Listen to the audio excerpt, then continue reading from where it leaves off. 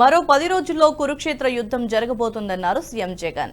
ఎన్నికల ప్రచారంలో భాగంగా నర్సాపురంలో నిర్వహించిన మేమంతా సిద్ధం యాత్రలో పాల్గొన్న జగన్ టీడీపీపై విరుచుకుపడ్డారు. ఈ ఎన్నికల్లో ఎమ్మెల్యేలు, ఎంపీలను ఎన్నుకునేందుకు కావని, రాబోయే 5 ఏళ్లలో మీ ఇంటింటి భవిష్యత్తును పథకాల కొనసాగింపు కోసం జరిగే ఎన్నికలన్నారు.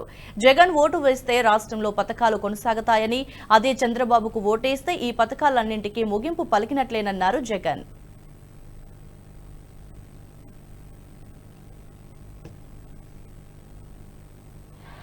మరో 10 రోజుల్లో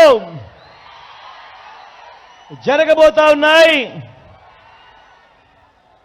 కురుక్షేత్ర యుద్ధం జరగబోతా ఉంది. మరో 10 రోజుల్లో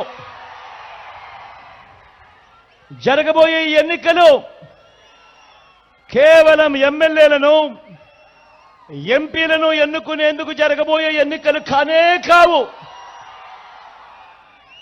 జరగబోయే ఈ ఎన్నికలు రాబోయే 5 ఏళ్ల మీ ఇంటింటి భవిష్యత్తును,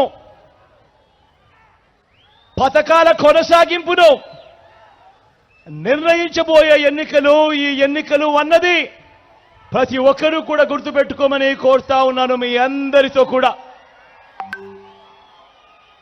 ఈ ఎన్నికల్లో జగన్కు ఓటు వేస్తే పథకాలన్నీ కొనసాగింపు, అదే పొరపాటున చంద్రబాబుకు ఓటు వేస్తే పథకాలన్నింటికీ ముగింపు, మళ్ళీ మోసపోవటం ప్రతి ఒక్కరూ కూడా జ్ఞాపకం చేసుకో.